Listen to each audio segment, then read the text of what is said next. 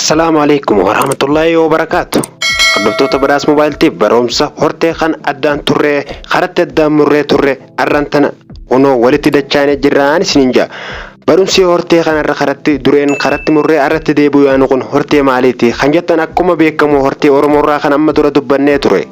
Hortee Oromoorraa kan amma dura dubbannee ture kun eenyuu fi eenyu akkuma jettanitti hortee Oromoo Oromtichi meeqa dhalee kan jiru waliin dubbannee turre.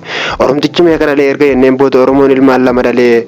Lameen inni dhalee eenyuu fi eenyu akkuma waliin jennee turetti Oromtichi tokko Booranaa kan inni lammadaa Bareentoo kan waliin jennee turre. Egaa Oromtichi lameen inni dhalee Booranaa fi Bareentoo erga jenneen booda Booranaa fi Bareentoo kun ilmaan meeqa dhalanii kan jechuu waliin ilaallee turre. Kan waliin ilaallee turre akkuma barumsa keenya kan darbeetti Bareentoo ilmi Oromtichaa meeqa dhalee Bareentoo ilmi Oromtichaa meeqa dhalee kan jiru kan waliin ilaallee turre. Bareentoo ilmi Oromtichaa kan inni dhalee 5 dhalee kan waliin jennee turre.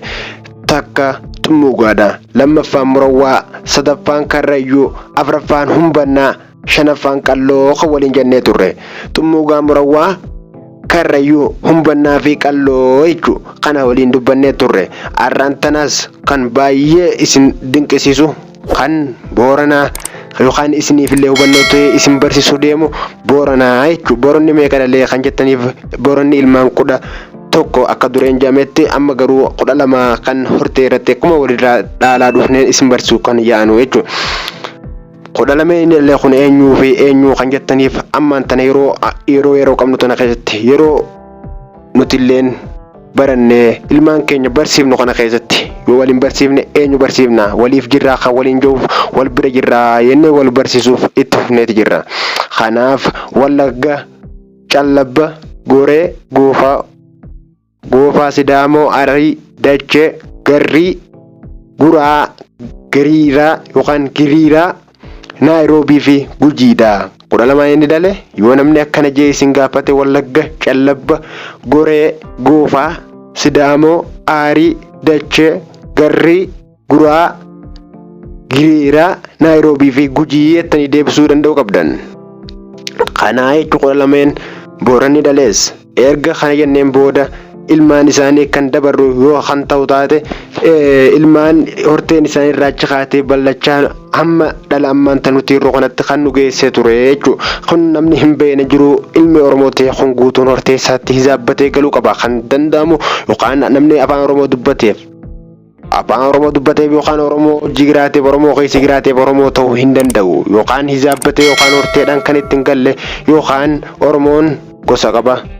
Akkasumatti garuu amantiif kutaan gosaan waliin qoodu malee Oromoon hortee qaba yookaan galma qaba akkuma jaamee turetti nutilleen akkasuma isiniin jennaa jechuudha.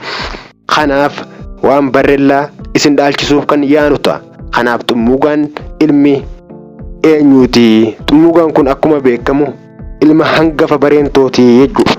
Xumuugaan ilmi hangafni Bareentoo kun meeqa dhalee kan jettaniif Xumuugaan ilmi hangafni Bareentoo 3 dhalee. 3 inni dhalee Arsii, Asoosaa fi Hawaasaadha jechuudha. Isin gaafatan taate Xumuugaan ilmi Bareentoo 3 dhalee tani deebisuu qabdan. Arsii, Asoosaa, Hawaasaa kan inni dhalee 3 kana jechuudha. Kanaaf akka isin jalaan gallatti jabeeffattanii barattanii hubattanii wal barsiisuuf carraaquu qabdan.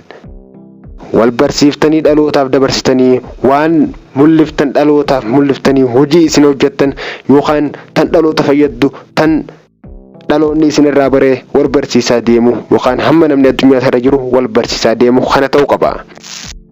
Kanaaf akkuma itti fufne yerootti Xumuugaan 3 dhalee erga inni 3 isinii himtu inni leettanii deebisuuf qabdan. Murawwaan ilmi Bareentoo takka dhalee innis Ituudha jedha. Ituu jedhama. Ita akkisi jalaan banne yookaan isin illee irrakkinetti karaa nagayaan kan isiniif himu obboleessa keessan badhaasa moobaayil TV jechuudha. Kanaaf waan beekurraa isinii qooduun narratti dirqama jeetiin firratti fudhadhee jira. Kanaaf barumsaan man beekurraa isiniin barsiisaa jeetiin jala muree jira jechuudha. Kanaaf qaama qalbii keessaniin kanaaf yoo namni isin gaafate deebisuuf qabdan. Waatee Gaamoo, Baay'ee, Galaan, Addayyoo, Baabboo, Warree yookaan Waaree 8ffaa Algaa Gaadullaa Elellee akkas jettanii deebisuu qabdan. Kanaaf jabaattanii barumsa kana waliif dabarsuun isinirra jiraata ani isiniin jedha. Kanaaf barumsa dhufu irratti kana caalaa baay'ee qabannee isiniif dhufna. Barumsa dhufu irratti kana caalaa baay'ee qabannee isiniif dhufna jechuudha. Kan arraan tanatti dhaabne murawwaa xumuugaadha jechuudha. Kanaaf amma dura qalloo irraa barsiisee waan hin tureef afran qalloo kan jedhanii eenyu feenyu gaafii deebii irra godhadheetti. Gaafii deebii goone kan barumsa itti aanu irra qabadhee dhufu eenyu kan jettaniif karrayyuu humbannaa jechuudha. Kanaaf karrayyuu fi humbanna barumsa dhufu irratti awwalitti dachaa nutaa hamma walitti dachaa nutti nagaannaa turaan isiniin jedha. Barumsa baay'ees jala harkattan badhaasa moobaayil tiif sabskiraayib godhuudhaan jajjabeessaan isiniin jedha.